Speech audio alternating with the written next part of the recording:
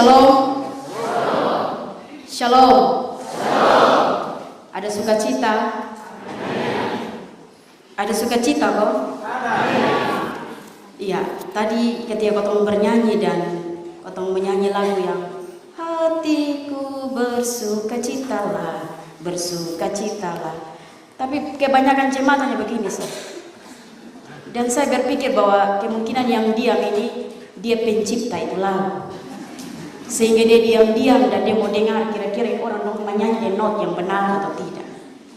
Saudara, kau harus mengekspresikan kalau kau menyanyi bilang hatiku bersukacitalah.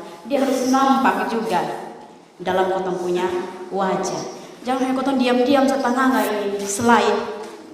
Walaupun kau sudah menyanyi, tetapi kan ada pemandu lagu. Kau buka saya kau mulut dan ikut saja bernyanyi. Kalau mulai minggu depan kalau ada yang diam berarti dia pencipta itu lagu. Bapak Mama, Bapak Saudara yang terkasih, bacaan firman Tuhan kita hari ini saya mulai dengan ayat 6 sampai dengan ayat yang ke-8. Di situ saudara-saudara, Rasul Paulus sudah mulai menggambarkan tentang dia punya hidup. Dia sudah sadar benar bahwa sedikit lagi dia sudah mati, dia sudah meninggal. Artinya bahwa maut itu sudah mendekat. Tetapi saudara-saudara, dia sadar bahwa dia sudah akan bertemu dengan dia punya ajal. Tetapi bukan tentang kematian yang dia pikirkan. Yang dia pikirkan adalah bagaimana keberlanjutan Injil Kristus ini, bagaimana keberlanjutan pelayanan yang sudah Tuhan Yesus titipkan kepada dia dan dia sudah menjalani itu. Tetapi dia sadar bahwa dia akan mengakhiri dia punya hidup. Itu artinya bahwa dia harus memberikan tugas pelayanan ini. Harus ada yang melanjutkan. Dan saudara-saudara, itu Rasul Paulus, dia mau melanjutkan kepada Timotius. Timotius adalah orang yang harus melanjutkan misi itu. Bagi Rasul Paulus, hidup dan pelayanannya tidak menjadi sia-sia. Bahkan dengan penuh percaya diri, dia mengatakan bahwa aku telah mengakhiri pertandingan yang baik. Aku telah mencapai garis akhir dan aku telah memelihara iman. Dan dengan percaya diri juga, dengan iman yang berani dia mengatakan bahwa sekarang telah tersedia bagiku mahkota kebenaran yang dikaruniakan kepada dia oleh Tuhan. Saudara-saudara yang terkasih, Rasul Paulus dia merasa bahwa hidup dan pelayanannya tidak menjadi sia-sia, bahkan kematiannya tidak menjadi sia-sia. Dia menganggap bahwa hidup dan kematiannya adalah persembahan yang berharga di hadapan Allah. Dan karenanya saudara, karena pekerjaan pelayanan Injil Kristus ini harus berkelanjutan, maka Paulus dia memberikan itu kepada Timotius serta memberikan nasihat kepada Timotius. Timotius adalah pemuda yang pemalu, pemuda yang pendiam. Dia sangat masih muda dan bahkan tidak berpengalaman. Tetapi Paulus mau mempercayakan pelayanan itu kepada Timotius. Bahkan Paulus bilang, pihak lawan bukan saja kuat dan licik. Ada iblis yang bekerja di belakang mereka untuk menghalang-halangi kemajuan Injil Kristus. Saudara, memang situasi yang akan dihadapi oleh Timotius itu tidak mudah, di mana ada orang-orang yang tidak mau lagi mendengarkan ajaran yang sehat, yakni pemberitaan Injil Kristus. Mereka disesatkan oleh pengajaran guru-guru palsu yang hanya mau memuaskan keinginan mereka, sebagaimana dalam ayat yang ketiga. Sekali lagi Bapak Mama, iblis yang membenci Injil mengarahkan segala kekuatan dan kecerdikannya untuk mengalihkan banyak orang dari kebenaran Injil Kristus. Dan oleh karena itu, Paulus merasa penting. Dia merasa bahwa pekerjaan pelayanannya akan segera berakhir, sehingga Timotius harus melanjutkan itu. Timotius harus merampungkan pelayanan itu sampai selesai, sampai tuntas. Dengan apa? Dengan dia belajar dari teladan pelayanan Rasul Paulus. Yang kotong baca hari ini dari ayat 1 sampai dengan ayat yang kelima, itu isi nasihat Rasul Paulus kepada Timotius dan jemaat Tuhan.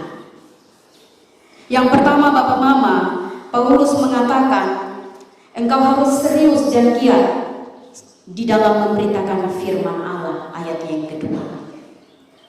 Karena kenyataan ada begitu banyak orang tidak lagi suka dengar berita Injil.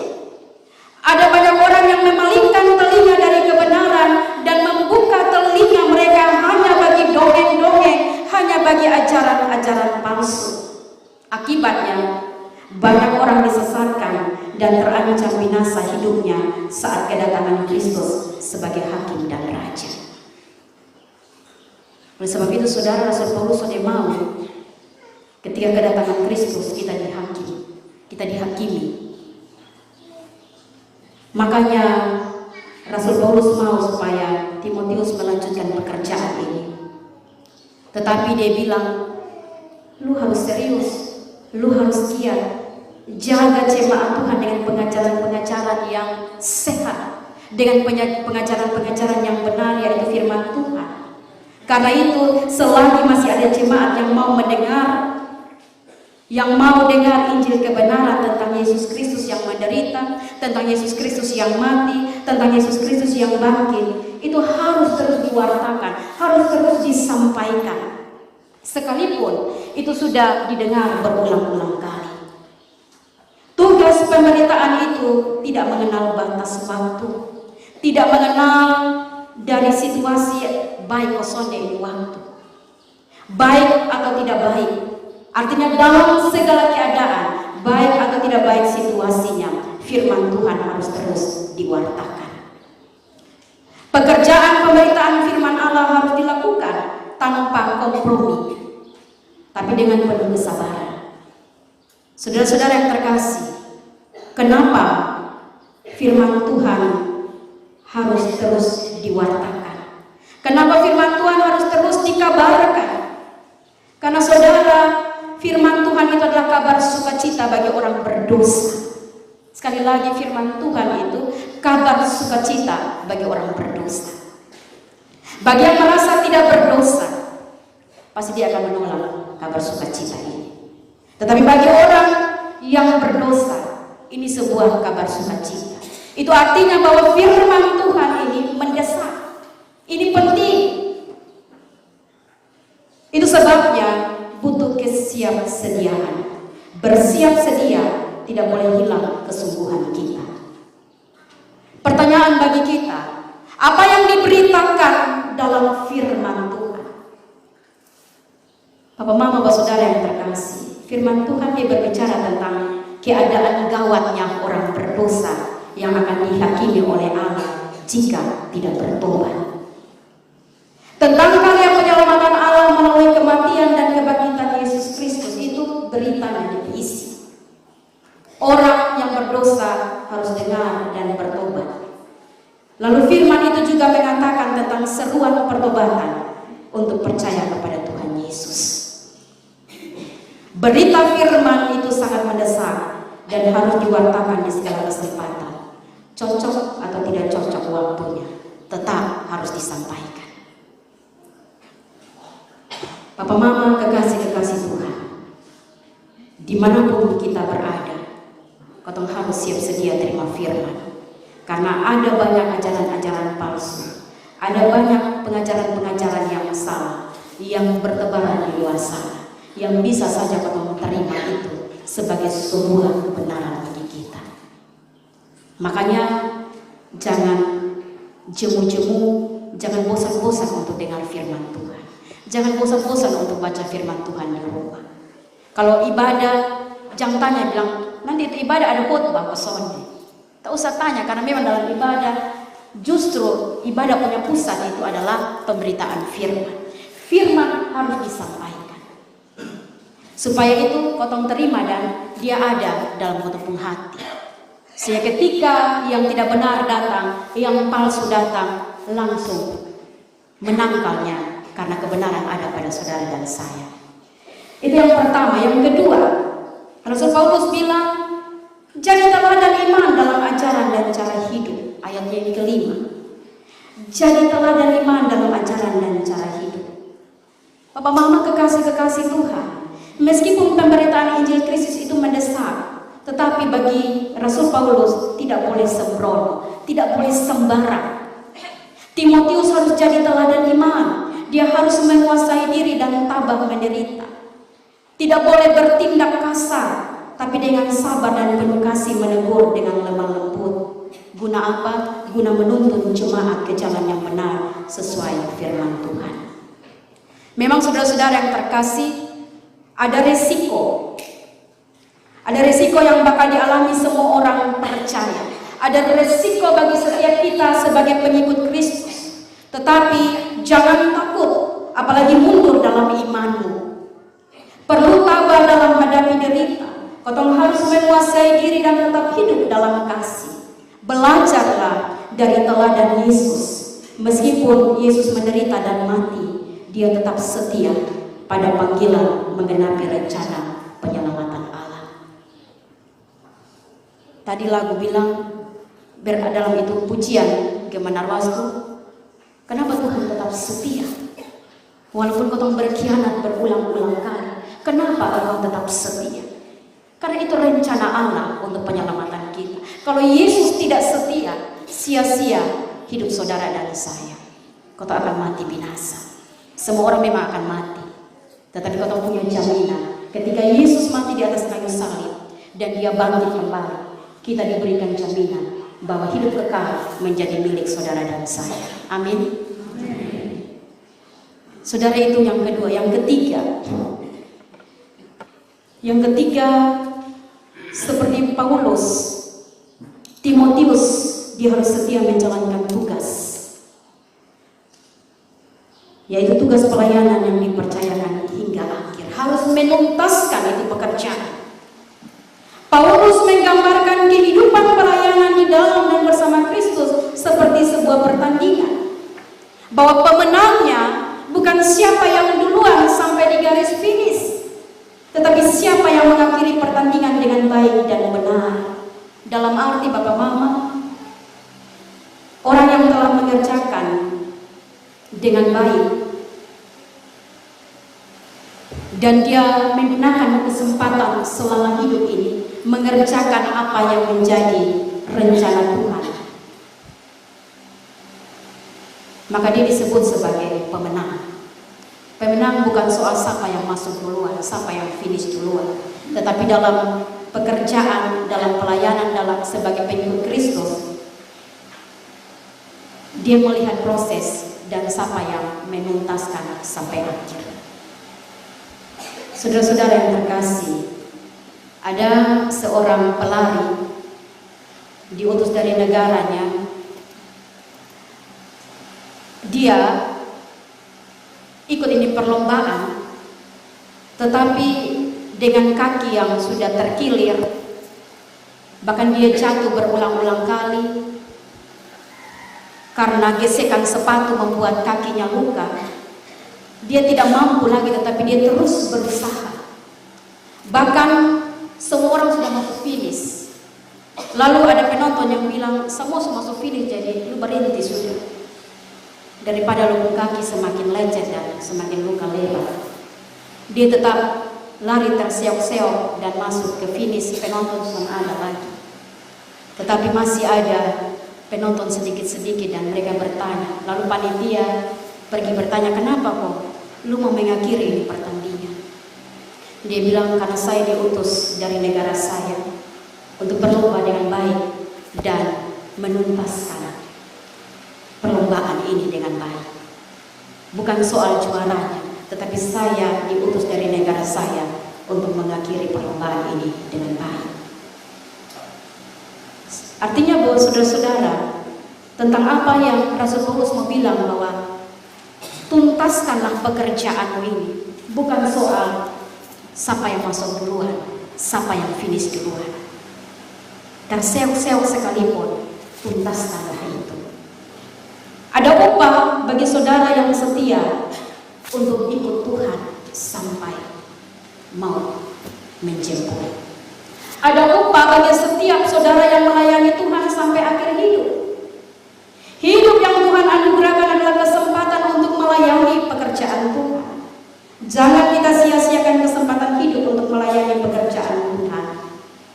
Tidak sia-sia orang yang setia memberi diri melayani dalam Tuhan.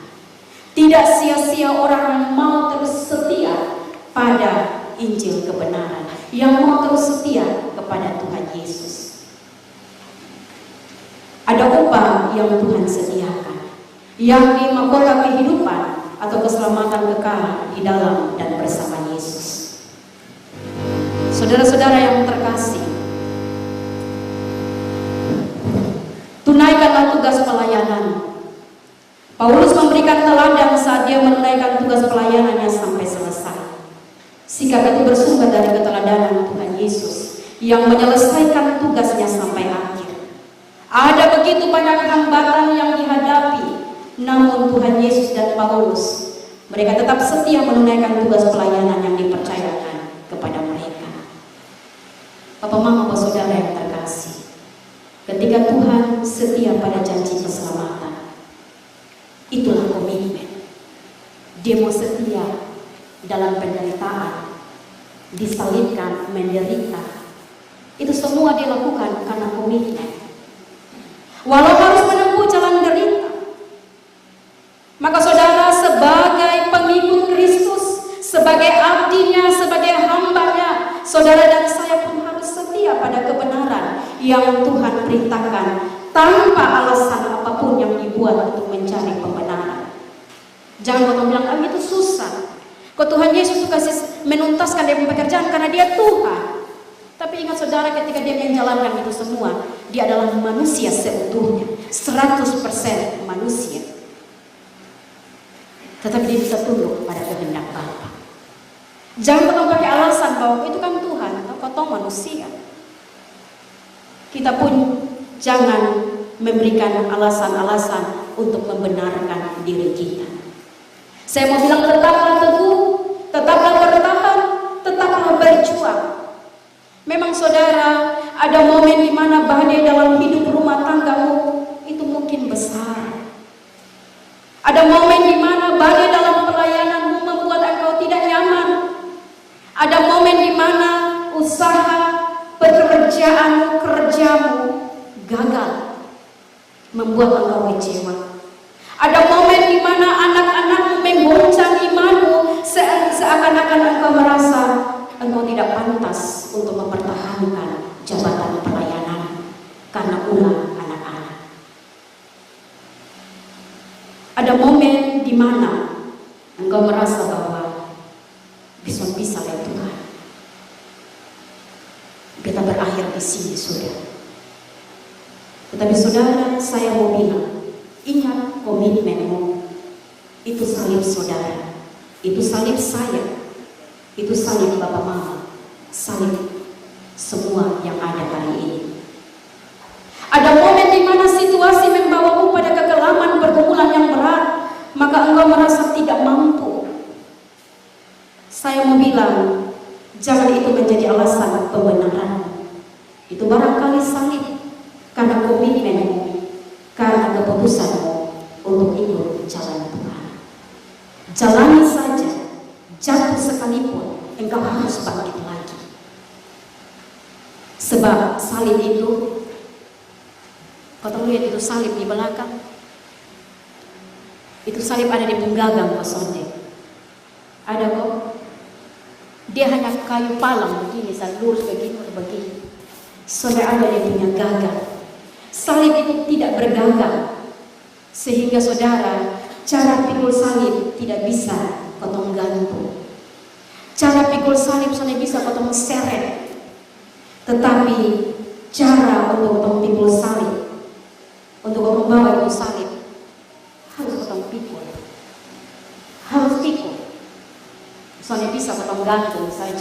tidak bisa kau seret saja.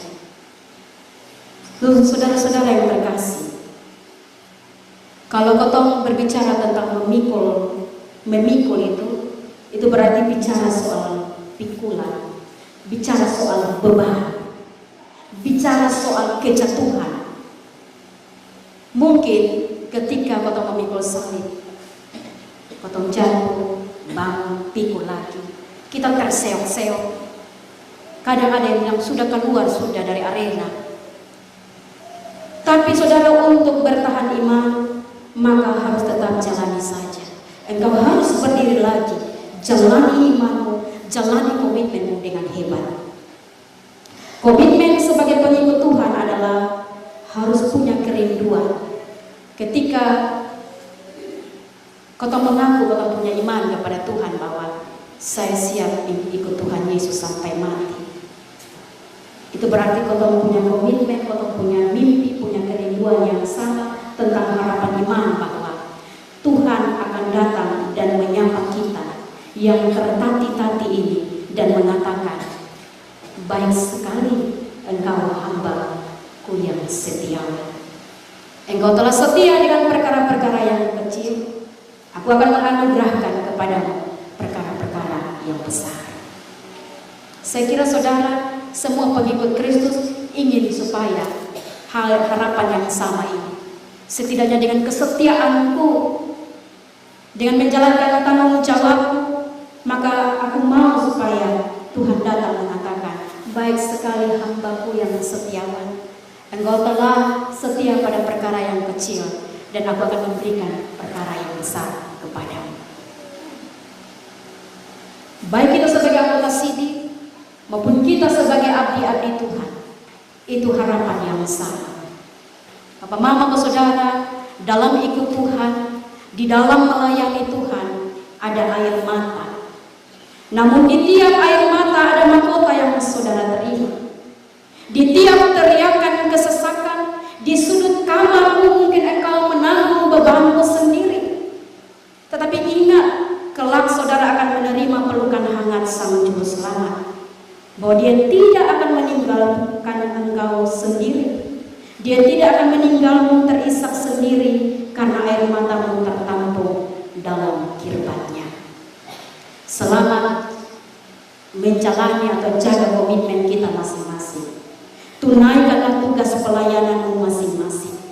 Pikullah salib, tetap setia, jalani hidupmu dengan iman. Siapa yang sudah punya persoalan? Semua orang punya persoalan. Yang Tuhan butuhkan adalah engkau harus kuat. Walaupun engkau jatuh, tetapi firman Tuhan bilang engkau tidak akan tergeletak, karena engkau ditopang oleh Tuhan. Selesaikan iman percaya, tuntaskan itu sampai Tuhan datang yang kedua kali. Sekali lagi, selesaikan sampai tuntas, karena Tuhan Yesus menuntaskan di atas kayu salib bagi saudara dan saya. Amin.